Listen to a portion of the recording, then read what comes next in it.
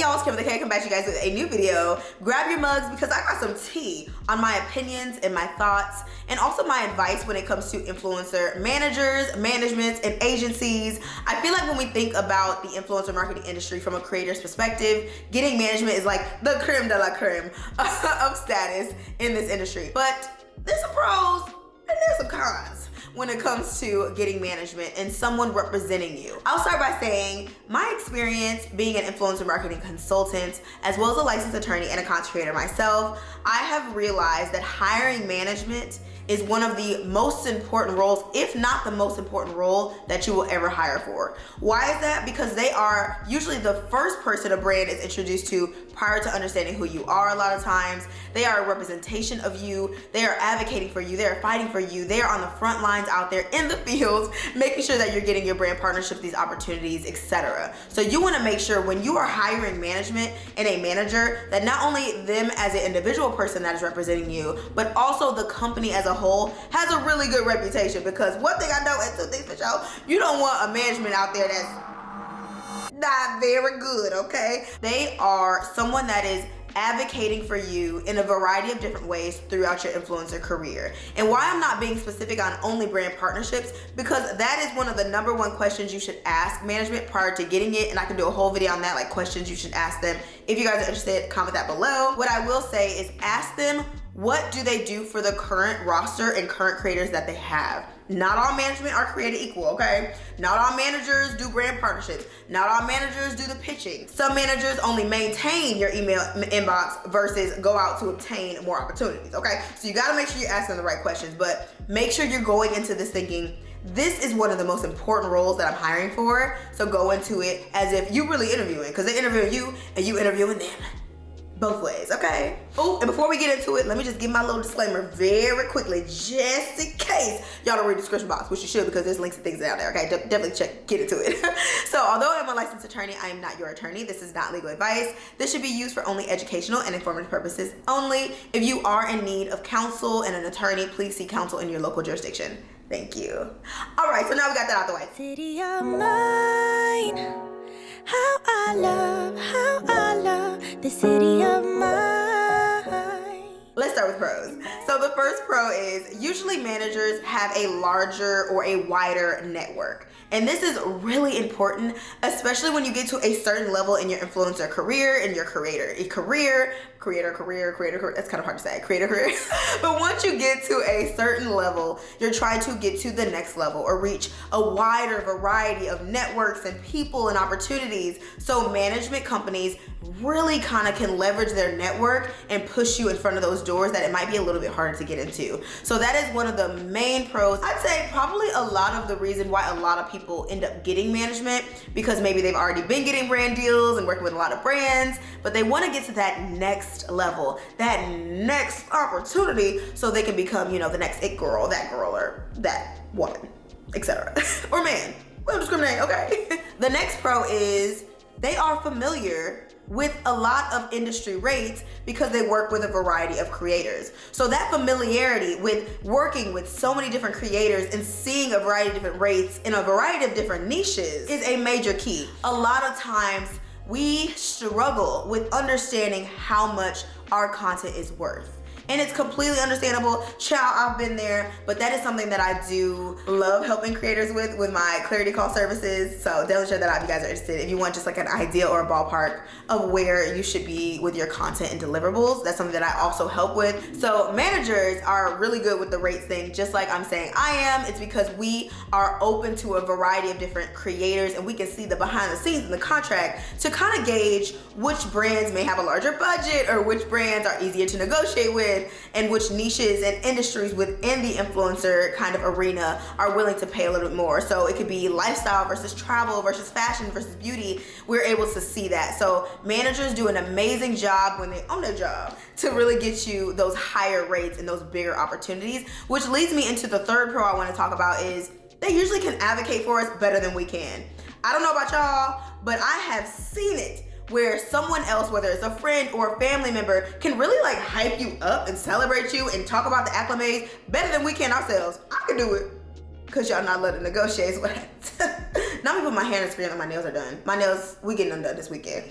So managers really kind of bridge that gap between, you know what, I know what you're worth. I want to advocate for you. I'm willing to go out there and say, nope, Cameron deserves $20,000, period. So those are just a few of the pros with managers, but I can't say the pros without talking about Miss Cons, okay? So the first con I want to discuss is the percentage. Now, it might not really be a con for most people, but they do take a percentage of your earnings because they are doing a lot of work. So industry standard, y'all, listen up. But I have usually seen 10 to 20%.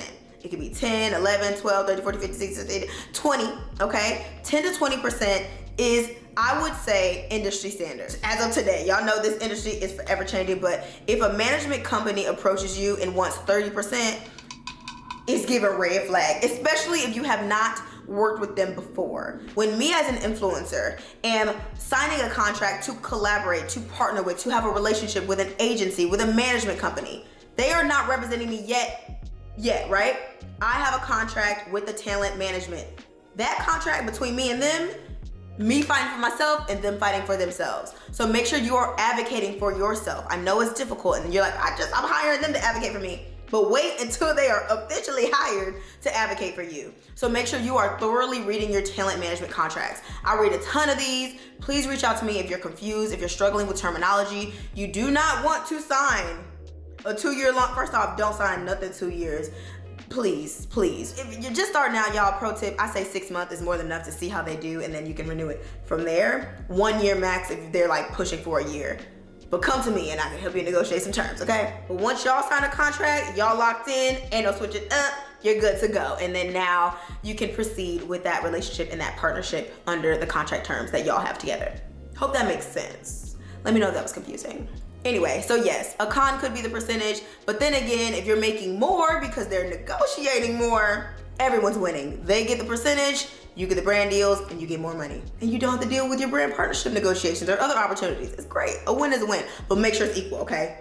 Equality, mutual relationship. We'd love to see it. So the next con is something that you probably aren't thinking about or don't find as a bad con or a good con, just kind of like that's just the name of the game, would be that it's the management company that is building the relationship with the brand and not you. This is not a bad con. It's kind of like it just comes with the territory because they're managing the emails, they're managing that partnership, and you may not get on the phone with the brand representative or with the brand or with the company, etc. It may just really only be the manager. I always suggest, if you can, do an initial call with everyone if that's how the brand works and they're like, hey, I want to get on a call. You should get on the call as well if your management company allows that. So I had to throw it in the cons because then let's say you and that management company don't work out and you don't have the contacts and you don't have the relationships with the brand. You're kind of starting over a little bit, but the content that you're gonna post gonna speak for itself, so you can circle the block and find these brands. But I did have to put that as a con.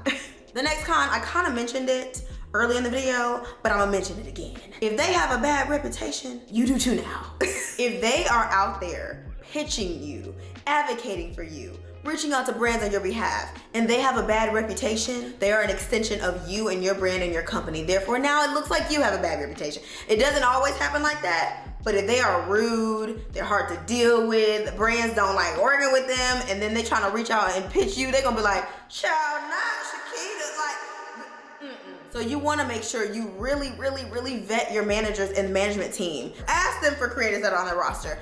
Ask information and don't be afraid, again, to do those short trials. Like I'm saying 6 months, but 3 months is fine too. That's a whole quarter. You can do the quarter. So 3 to 6 months, kind of getting a feel for them, getting a feel for the opportunities they can bring to you, and doing some research on their name, because you just never know who done said something in different industries and then now they don't like them and now you get no opportunities because it's really not you, it's really the partnership or the management. Woo! Vet your managers because they're a reflection of you. The last kind I want to talk about is not all managers are the same. Again, I kind of mentioned this, and what I mean by that is some management teams specialize in a specific niche. So maybe they only do fashion. Some of them specialize in a specific area. So maybe they only work with Florida creators. Some management don't do any pitching. So what that looks like is you're already consistently getting emails from opportunities, from brands, etc., and they're managing it. So you want to make sure you understand what they provide for you. I put this as a con just because a lot of people don't ask the right questions and understand that just because they're an influencer manager, influencer agency, etc., doesn't mean they automatically specialize in what you're looking for. Maybe it's brand deals or merch. They might only have a specific wheelhouse. So it could be a con. It's kind of like, not really, but we're gonna put it in the con section. It's a con. All right, y'all, so we got the pros and we got the cons of having managers. Now I have to talk about why you actually don't need a manager. I said it. Some of y'all think you need management. You think you need a manager to come captain saver.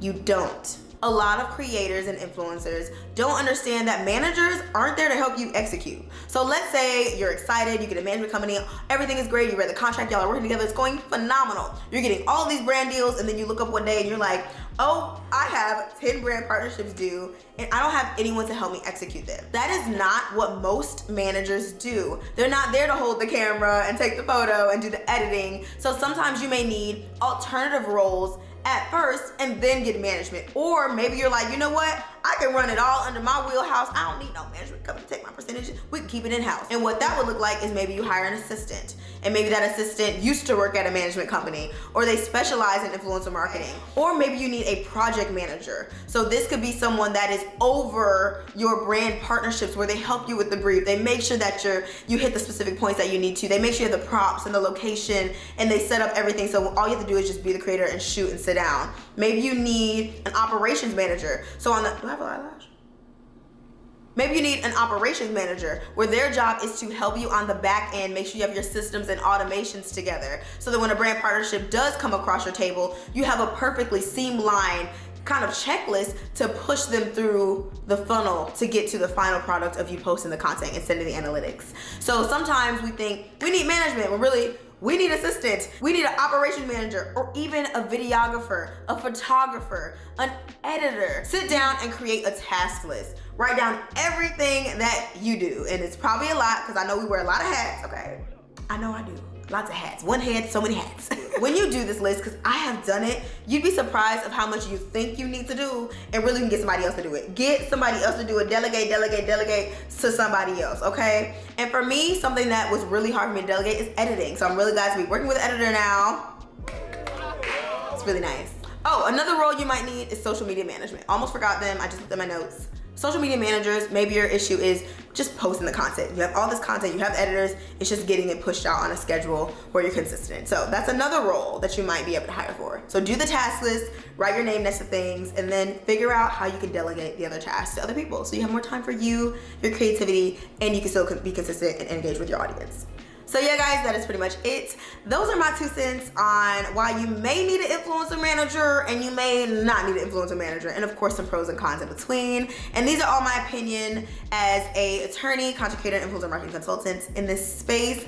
I hope this was really helpful. Don't forget to thumbs up this video if you enjoyed, comment below, subscribe, share, all the things so that we can get this message out to more people. We can grow this community. I'm really, really thankful to each and every one of you guys. I know I've been doing some different type of content.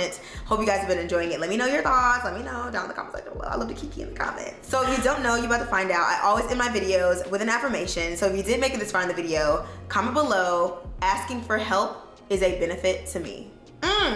Because a lot of us, me included, are scared to ask for help, or we don't want to ask for help, or it's tedious to ask for help. But when I tell you guys, the moment you start asking for help when you need it, the weights that lifts off your shoulders, community is so important. Getting help is so important. Y'all, get some help. You do not have to do everything. You already do a lot. You already wear a lot of hats and multiple tasks and jobs and things you have to do. You gotta clean house, you gotta cook for it. It's so much to do. Ask for help. People are willing, ready, and able to help you. So let me run that back one time for the one time. If you made this far in the video, comment below. Asking for help is a benefit to me. I love you guys so much, and I'll see you in my next one.